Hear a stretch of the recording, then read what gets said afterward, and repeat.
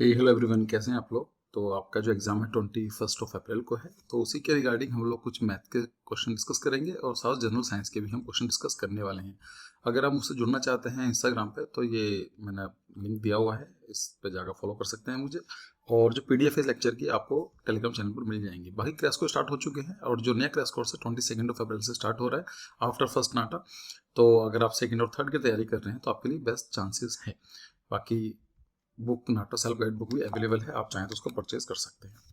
तो पहला क्वेश्चन है कि 1 फुट मेजर 30 सेंटीमीटर अप्रोक्सीमेटली। वैसे तो यहाँ पर दिया गया है, लेकिन आपको पता भी होना चाहिए कि 1 फीट में कितना सेंटीमीटर होते हैं, कितने इंचेस होते हैं, 1 किलोमीटर में कितने मीटर्स होते हैं, 1 metre equal to how much centimetres. Unit conversion याद रखना इंपॉर्टेंट है, क्वेश्चन पूछा जा सकता है। नहीं पता है, वीडियो पॉज करो, जाके एक बार देख लो, चेक कर लो, ठीक है, एग्जाम में क्वेश्चन आ जाएगा। Then how many square centimetres are there in 1000 square feet land. Simple question है। ये बोलना चाह रहा है कि अगर एक 1 फुट लेता है, दैट इज, मैं लिख देता हूँ आपके लिए, 1 foot is equal to 30 centimetre. 1 foot square कितना हो जाएगा? दिस इज 1 फुट स्क्वायर, है ना। ये पूरा 1 फुट स्क्वायर हो जाएगा। मतलब यहाँ पर भी 1 फुट लेना पड़ेगा और यहाँ पर भी 30 सेंटीमीटर हो जाएगा। टोटल एरिया कितना हो जाएगा? 30 into 30, it is going to be 900 centimetre square. ये हमारा 1 फुट स्क्वायर का है। ये बोलना चाह रहा है कि 1000 में कितना होगा। कितना सिंपल क्वेश्चन है। 900 को मल्टीप्लाई कर दीजिए 1000 से, तो कितना आ जाएगा? 9 10 टू द पावर 3 और 2 5। तो है कोई ऑप्शन? हाँ, दिस इज द ऑप्शन, ठीक है। So the right option will be the option number B. I hope clear हो गया होगा। नेक्स्ट क्वेश्चन देखते हैं कि Mohan has a total ₹5000 with him. रोहम मोहन है, उसके पास 5000 रुपए थे। He buys a second bike, उसने सेकंड बाइक खरीदी। And for this sum and then sell is to another person, उसने दूसरे को बेच दी है बाइक की।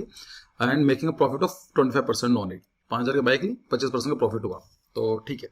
उसके बाद क्या बोलता है? What with all the money has now he buy another bike and then sell it to another person. उसने क्या करा? अपने पैसों से दोबारा एक बाइक खरीदी, जो उसके पास बाकी 25% के प्रॉफिट के बाद आया, और उसने बाइक खरीदने के बाद फिर से बेच दी 20% प्रॉफिट के बाद। तो वो बताना कितना हो गया? वेरी सिंपल है, आपको बताना है कि 5000 का उसने पहले तो लिया 25%, राइट। तो 20% डिवाइड कर सकता हूँ, तो 1 2 4 4 का हो जाएगा 1250, मतलब 1250 का उसको प्रॉफिट हुआ। अब उसको कितने पैसे हो चुके हैं? बिकॉज 5000 रुपीज का उसके पास ऑटोमेटिकली थे ही 6250 रुपीज अब उसके पास हो चुके हैं, पहले बाइक 25% बेचने के बाद।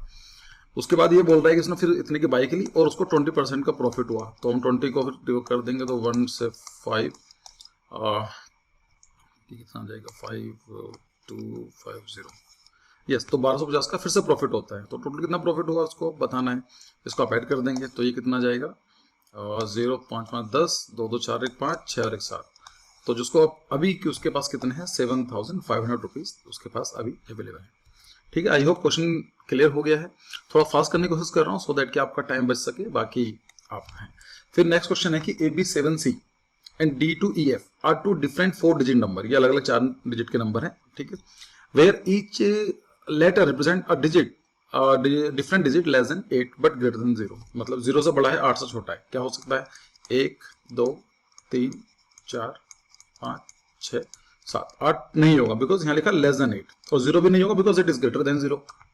दोनों डिफरेंस है, समझ में आए ना। Equal to and greater than तब हम 0 काउंट करते, और अगर लिखा होता है कि इक्वल टू और लेस देन 8 तो हम 8 भी काउंट करते हैं। लेकिन यहाँ पर 0 से बड़ा है और 8 से छोटा है, तो 1 से लेकर 7 तक हो जाएंगे। If the sum of the two number is 5840, then what is the sum of the value of E and B। अच्छा, तो ये बताना चाह रहा है, ये कह रहा है कि ABCDEF, ये हमारे पास नंबर है 1 2 3 4 5 6। अच्छा, ये नंबर है हमारे पास टोटल। देखते हैं, तो इसको मैं सिंपल बना देता हूं आपके लिए। ये कहना चाह रहा है कि AB7C एंड D2EF ये नंबर है। आप इन दोनों को ऐड करते हो तो आपको 5840 बनकर आता है। 5840 मतलब क्या है? C और F का जो सम होना चाहिए वो 10 होना चाहिए, तभी तो 0 आएगा। क्या बन सकता है? कौन कौन सी इक्वेशन बन सकती हैं? या तो 9 1 नहीं हो सकता, 2 8 नहीं है इसमें, 3 और 7 हो सकता है, मतलब 3 और 7 का एक पेयर बन सकता है, या फिर 4 और 6 का बन सकता है ना, 4 और 6 का पेयर बन सकता है। तो ये बात क्लियर है कि हमारा जो C है वो 3 हो सकता है, 7 हो सकता है, और 4 और 6 हो सकता है, ठीक है। ये तो हो सकते हैं 3 7 4 6, ये दो नंबर कुछ भी हो सकते हैं, ठीक है। तो यहाँ पर लेट से कि ये सब हमारे नंबर चले गए हैं, तो नाउ एक कैरी करेगा, 10 होगा 1 हो जाएगा। तो 7 और 1 8, और यहाँ पर 4 आने के लिए कितना होना चाहिए? अगर 8 का टोटल सम हो गया तो ई हैज टू बी एटलीस्ट 7 और 1 8 हो गया और 4 का मतलब 6। तो ई जो होना चाहिए हमारे लिए ई इज इक्वल टू 6। ये क्वेश्चन निकल का आई है, ई और बी पूछ रहा है ना। तो ई तो हमारे 6 आ गई है, तभी तो आना चाहिए ना, तभी तो ये 14 होगा। 7 और 1 8 और 6 14, 14 का एक कैरी यहाँ पर हो जाएगा। तो 2 और 1 3, ठीक है, 3 हमारे पास ऑलरेडी सम है और 8 होना चाहिए, तो बी कितना हो जाएगा 5, क्योंकि 3 और 5 8 होंगे तभी तो 8 आएगा यहाँ पर। तो 5 यहाँ पर पता चला हमें कि b इज इक्वल टू 5। तो दोनों का क्या पूछ रहा है? What is the sum of the value of E and B? निकाल लो, ई और बी का सम कितना होगा? 5 और 6 11। तो 11 है ना, हाँ, ऑप्शन नंबर ए सही ऑप्शन होगा। ठीक है, मुश्किल नहीं है। फिर आता what is the least 4 digit number which on division by 3 4 5 6 leaves a remainder 3 in each cases. कितना सिंपल क्वेश्चन है कि what is the least 4 digit number which on division by 3 4 5 6 leaves a remainder of 2 in each cases. बहुत simple, मतलब मुझे सबसे पहली बात है 3 4 5 का मैं एलसीएम ले लेता हूँ, 3 4 5 6 लेते हैं, 2 से डिवाइड करेंगे 3 2 5 3, फिर 2 से करेंगे तो 3 1 5 3, फिर 3 से करेंगे 1 1 5 1, और 5 से करेंगे तो 0 हो जाएगा, 1 हो जाएगा। सो कितना हो जाएगा? 5 2 जा 10, 3 2 जा 6, 6 और 10 60, एलसीएम 60 आ गया है। तो अब आपको देखना, थोड़ा सा कैलकुलेशन लगानी है कि अगर मैं 60 को 20 से मल्टीप्लाई करता हूं तो कितना आ जाएगा? 1200 आ जाएगा, जबकि मेरा नंबर कितना चाहिए? 4 डिजिट, तो मतलब 1000 के आसपास होना चाहिए, है ना। लॉजिक लगाओगे तो 1000 के आसपास होना चाहिए। अगर मैं 3 कम करता हूं, क्योंकि अगर 3 कम करता हूं 6 3 जा 180, तो 180 कम हो जाएगा, मतलब 1000 के आसपास हो जाएगा। तो अगर मैं 60 इंटू 17 करता हूं तो इसका कैलकुलेशन मैं कैलकुलेटर यूज कर रहा हूं, आपने जल्दी करने के लिए आप अपने हिसाब से देख लेना। कहाँ गया हमारा calculator? Yes, so it is going to 60 into 17, यह आ जाएगा हमारा 1020। तो मतलब क्या है कि अगर 1020 होता है 4 डिजिट का, इससे कम करेंगे तो कितना होगा? मतलब आप कहना चाह रहे हैं कि 60 इंटू अगर हम 16 कर लें तो बच्चों आ जाएगा 60 इंटू 16 960। ये कुछ 3 डिजिट का नंबर है, यहाँ पर बोला गया है ना 4 डिजिट नंबर, तो 4 डिजिट का पहला डिजिट क्या आएगा? 1020। और ये कहना चाह रहा है कि जब उसको डिवाइड करते हैं तो आपको 2 रिमाइंडर छोड़ता है, मतलब 2 बड़ा होना चाहिए। तो ये कितना जाएगा? 1022 है कोई सा? Option number B will be the right option. I hope clear है। चलो नेक्स्ट क्वेश्चन देखते हैं। ये क्वेश्चन क्या है कि at 3 + 2 at 8 plus at 1 plus at, ये कुछ इक्वेशन दे रखी है। Which digit does a symbol stand for? तो बस आपको कुछ नहीं करना है, इसमें फिल करके देखते रहो। 5 को ऐड करोगे तो यहाँ पर क्या 53 + 2 55 + 51 + 5 + 55 इज इक्वल टू 355। तो इसमें आप वैल्यू पुट करोगे तो आपको पता चल जाएगा। इसका जवाब मुझे आप दीजिए कमेंट सेक्शन में, देखना चाहता हूँ, मुझे भी नहीं पता, मैं करूंगा टाइम वेस्ट होगा। बहुत सिंपल क्वेश्चन है, लेकिन ऐसे क्वेश्चन के लिए आपको टाइम की वैल्यू करनी पड़ेगी, है ना। ये क्वेश्चन आपसे हो तो जाएंगे, लेकिन ऐसा ना हो कि हम सोल्व करने में काफी टाइम लगा रहे हैं। Time management is one of the most important thing in your exam. चलो नेक्स्ट देखते हैं। If n is an integer greater than 6, एक इंटीजर है, इंटीजर मतलब 1 2 3 0 1 2 3 4 5 6 होगा। नेगेटिव भी होते हैं पॉजिटिव भी होते हैं, लेकिन अभी क्या है 6 से बड़ा है, तो उसका मतलब क्या है 6 नहीं होगा 7 होगा। 7 8 9 10 11 हो चला जाएगा। विच इज डिविजिबल बाय 6, मतलब 12 होगा, हाँ। फिर क्या होगा 18 भी होगा, बिल्कुल होगा, 24 भी होगा और 30 भी होंगे, ऐसा होते चले जाएंगे 6 के उसमें टेबल पर। But not divisible by 9। अच्छा, और ये कहना चाह रहा है कि 6 से बड़ा है और 6 से डिविजिबल है, लेकिन 9 से डिविजिबल नहीं है। इसका मतलब क्या है 12 होगा, बिल्कुल होगा, 9 होगा, 18 होगा, नहीं होगा बिकॉज 9 से डायरेक्ट डिविजिबल है, और 24 होगा, नहीं, ये 6 से डिविजिबल है लेकिन 9 से नहीं है। ठीक है, तो एक सेकेंड, 6 18 नहीं होगा, फिर 24 होगा, 30 नहीं होगा, ऐसा चलता हुआ चला जाएगा। तो हम लोग देखते हैं, ये कहना चाह रहा है which one of the following is not a prime number. Prime number का मतलब होता है ऐसे नंबर जो अपने आप से डिविजिबल होते हैं या फिर 1 से डिविजिबल होते हैं। फॉर एग्जाम्पल 7 को आप 1 से डिवाइड करोगे तो हो जाएगा, 7 से करोगे तो हो जाएगा, कोई और दूसरा नंबर है और उसका नहीं होगा, 2 3 4 5 किसी और से डिविजिबल नहीं होगा। तो देख लेते हैं। तो ये कहना चाह रहे 6 से बड़ा होना चाहिए, ठीक है, पहले क्वेश्चन कंप्लीट हो गई। इज नॉट डिविजिबल बाई 9, 6 से बड़ा होना चाहिए, ठीक है, 6 से डिवाइड होना चाहिए, और 9 से डिविजल नहीं होना चाहिए। तो 12 एक परफेक्ट नंबर निकल के आया। तो हम 12 करके फिल करके देख लेते हैं कि 2 इंटू 12 कितना हो गया, 24, 24 से 5 29, ये तो होगा। 12 इंटू 2 24, 24 प्लस 5 20, 24 प्लस 5 29, ठीक है। इज नोट, ये तो प्राइम नंबर है भाई, ये तो मतलब नोट पूछा गया है, यहाँ पर चेक कर लेना, पूछा गया आपसे। फिर 2n प्लस 3 करते हैं, तो 2n plus 3 is equal to 24 plus 3 27। हाँ 27 से भी डिवाइड कर सकते हैं, 1 से भी कर सकते हैं, 3 से भी कर सकते हैं, 9 3 7 है ना, और 9 से भी डिविजल हो जाएगा। तो ये है आ गया आपका option number B is the right option. मतलब यहाँ पर पूछा गया कौन सा नहीं है, नहीं का मतलब ऑप्शन नंबर बी सही होगा। So now come to the question number 7। ये क्या है कि Sohan was 165 days older than Ankur. मतलब यहाँ पर क्या है, 3 लोग हैं, सोहन है और जो 165 डेज बड़ा है अंकुर से, तो अंकुर क्या हुआ, छोटा हुआ। अंकुर इज 107 डेज ओल्डर देन वैभव, तो यहाँ पर 107 डेज क्या है, ये वैभव से बड़ा है। तो सो छोटा कौन से हुए भाई साहब, ये वैभव भाई साहब जो हैं सो छोटे हुए, और जो सोहन जी हैं ये सबसे बड़े हुए। ये तो कहना चाह रहा है। अच्छा क्वेश्चन और को पूछ रहा है, if Sohan was born on Saturday then on which day Ankur and Vaibhav were born respectively. Simple question है, ये देखने में लग रहा है कि थोड़ा सा कॉम्प्लिकेटेड है, लेकिन ऐसा है नहीं। ये कहना चाह रहा है कि जो सोहन है वो सैटरडे को इनका दिन पड़ता है बर्थडे वाला, ठीक है। आपको बताना है कि अंकुर का जो बर्थडे है कौन से दिन आएगा और वैभव का बर्थडे कौन से दिन आएगा रेस्पेक्टिवली। मैं आपको हिंट देता हूं, मैं चाहता हूं उसको ट्राई करो सॉल्व करने की, समझा देता हूं हल्का सा। देखो 165 मतलब सिंपल सा बात लेकर चलते हैं कि लेट्स से एक एक्सपर्सन है, उसका डेट ऑफ बर्थ 1 जैन को है और उस दिन संडे है। इसका मतलब क्या है कि 2 जैन को क्या होगा, मंडे होगा। फिर Tuesday, Wednesday, Thursday, Friday, Saturday and Sunday. तो यहाँ पर संडे के दिन आएगा, तो यहाँ पर 2 3 4 5 6 7 8 जनवरी को फिर से जिसका बर्थडे होगा संडे आएगा। ऐसे ही करते चले जाएंगे तो 15 जनवरी को फिर से जिसका बर्थडे होगा संडे आएगा। इनमें कितना गैप हुआ, 7 डेज का, क्योंकि वीक में 7 दिन होते हैं। इसका मतलब क्या है कि 165 को आप डिवाइड कीजिए 7 से। 165 7 2 14 25 7 3 21, मतलब क्या हुआ 7 3 मतलब 23 तो वीक कंप्लीट होगी। उसके बाद कितना बचा होगा, इसके अंदर बचा 4, ठीक है। 4 दिन पहले के 23 दिन को तुम भूल जाओ, तो 4 दिन अब ऐसा मानकर चलो, आप उसको बोलो कि 165 डेज, यहां बोल सकते हैं कि 23 इंटू 7 प्लस 4 डेज। ये चीज तो है। इसका मतलब क्या है कि 23 इंटू 7 भूल जाओ, क्योंकि 4 तो वीक रिपीट होता चला जाएगा। 4 के बारे में बात करते हैं, तो अगर वो सैटरडे है तो उससे एक दिन पहले क्या होगा, फ्राइडे होगा। उससे एक दिन पहले क्या होगा, थर्सडे होगा। उससे एक दिन पहले क्या होगा, Wednesday.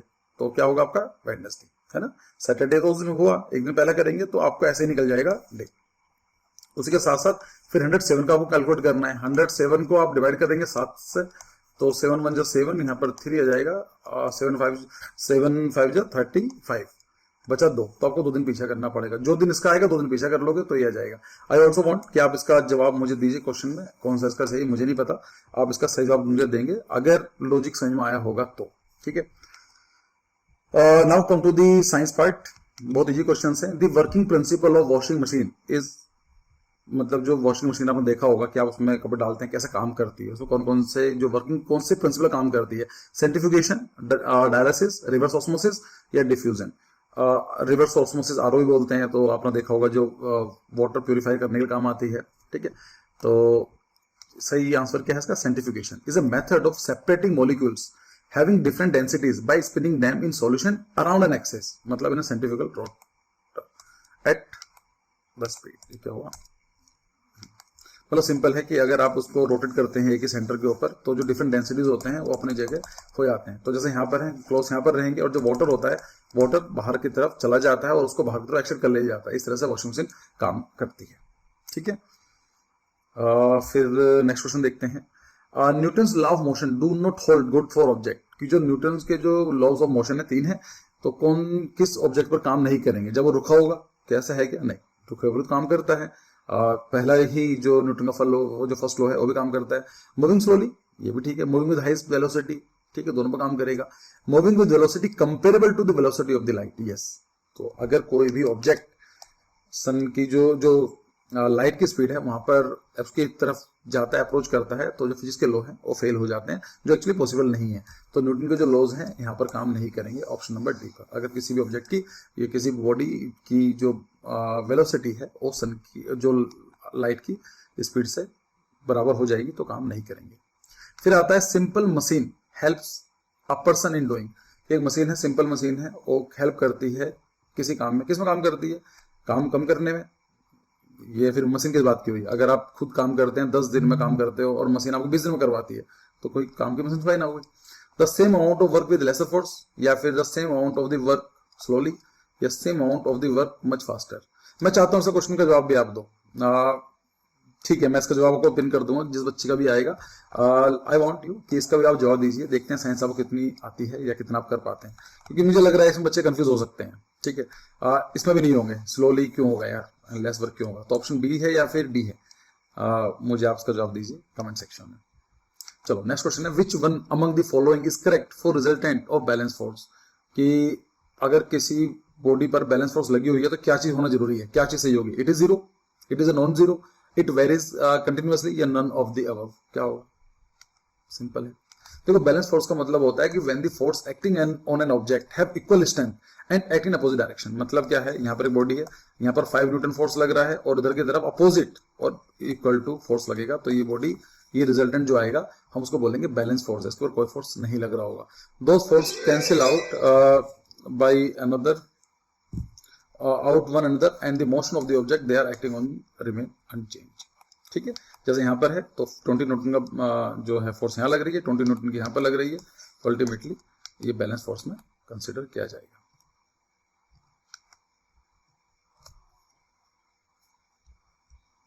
Now come to the next question, when a moving bus suddenly applies brake. मतलब एक बस मूव कर रही है, अगर उसने एकदम से ब्रेक लगाए, the passenger sitting in it falls in the forward direction. होता है ऐसा, बस में बैठे हुए हैं, ब्रेक लगाते हैं, आगे तरफ चले जाता है। ये उसका पॉसिबल ले सकते हैं, आप बस में बैठे हुए हैं, खड़े हुए हैं और ड्राइवर ने बहुत जल्दी स्टार्ट कर दी तो हम पीछे की तरफ हो जाते हैं।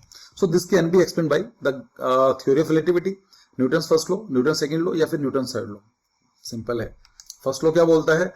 Newton first law of motion बोलता है, इनर्शिया बोलते हैं, the motion, the law of inertia. An object at rest remain at rest. अगर कोई बॉडी रेस्ट में है तो रेस्ट में ही रहेगी। And an object in motion remains in motion. अगर कोई बॉडी मूव कर रही है, मोशन में है, तो मोशन में ही रहेगी एट कांस्टेंट स्पीड। मतलब जो इसकी स्पीड है उसी से रहेगी, रुकी हुई है तो उसी, रुकने में तो कोई स्पीड होती नहीं है, रुका हुआ रहेगा। And in a straight line unless acted on by an unbalance force. जब तक उसके ऊपर कोई दूसरी फोर्स ना लगे तो कोई बॉडी मूव कर रही, मूव करती रहेगी, रुकी हुई है तो रुकी ही रहेगी।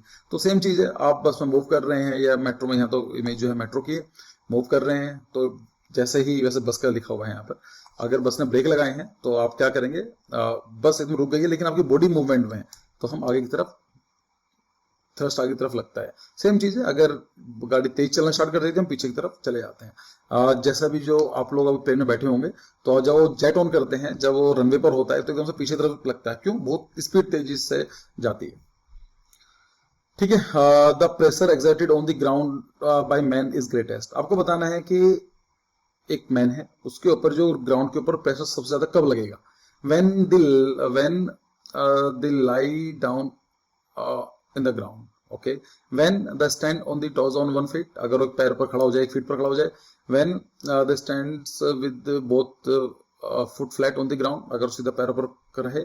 All the of ill the same pressure. या फिर जो भी आपने ऑप्शन दिए हैं अभी तक उसमें सेम रहेगा। सिंपल है, इसका फॉर्मूला देखो क्या होता है, P is equal to force upon area. ठीक है, प्रेशर जो होता है वो फोर्स के प्रोपोर्शनली काम करता है और एरिया के इनवर्सली काम करता है। मतलब एरिया जितना कम होगा उतना ही प्रेशर ज्यादा लगेगा।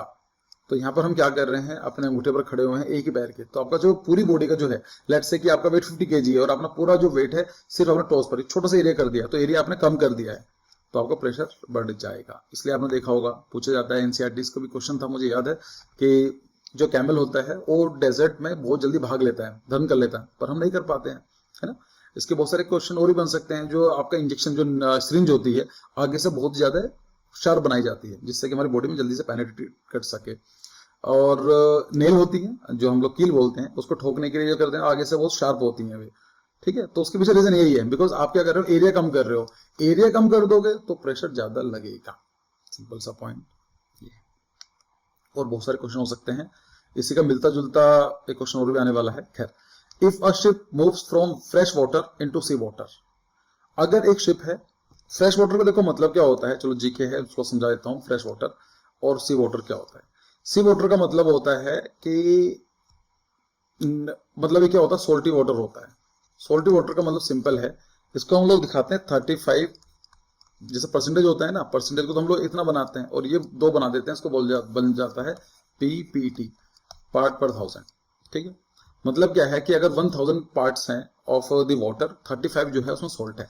35 क्या होता है, ये स्टैंडर्ड लेते हैं हम लोग। स्टैंडर्ड क्यों लेते हैं, क्योंकि ये अटलांटिक ओशन का है, ATLANTIC, अटलांटिक ओशन का है। पैसिफिक का 34 है और इंडियन ओशन का 36 है, छोटी है तो उससे ज्यादा है।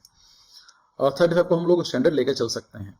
तो अगर किसी भी वाटर का में सॉल्ट कंटेंट 35 पीपीटी है तो हम लोग बोलेंगे ये सी वाटर है।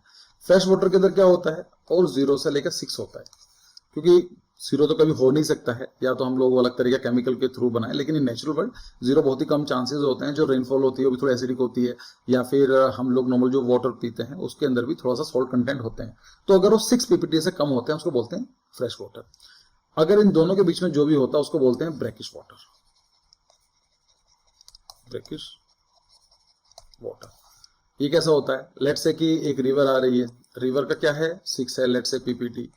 ओशन में उसने जाके वो ड्रेन करने वाली है, दिस इज ओशन, ओशन ने कितना है 35 है। तो जो आसपास का जो ये होगा ना, ये वाला, इसको हम बोलेंगे ब्रैकिश वाटर, ठीक है। जहां पर 2 फ्रेश वाटर और सॉल्ट वाटर मिलते हैं तो ब्रैकिश वाटर बनता है।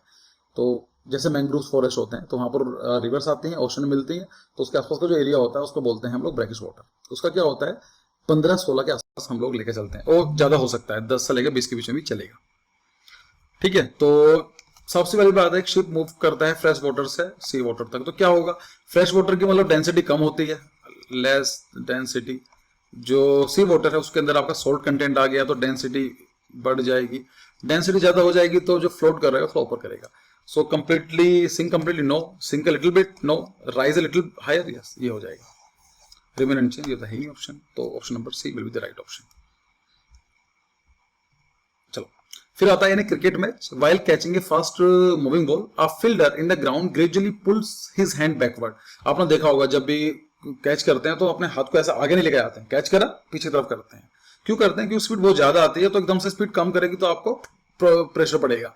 तो उसके लिए क्या करता है, वो टाइम देता है ब्रेक लगाने की। अब सोचकर देखो, आप गाड़ी में जा रहे हो, आपने बहुत तेज ब्रेक लगा दी है तो प्रॉब्लम होगी। हम क्या करते हैं, ब्रेक धीमे धीमे लगाते हैं, जिससे कि उसका जो थ्रस्ट है वो कंट्रोल में रहे, ठीक है। The fielder in the ground gradually pulls his hand backward with the moving ball to reduce the velocity to 0, the act represent. तो सिंपल चीज है, इसको हम देख लेते हैं। यही चीज होती है, while catching a fast moving cricket ball a fielder in the ground gradually pulls his hand backward because by doing this he increase the time. और उसने क्या करा, जो पहले टाइम बहुत जल्दी खत्म हो रहा था उसने टाइम बढ़ा दिया, अब जो स्पीड उसकी बहुत तेज थी धीमे धीमे कम हो गई हो, ठीक है।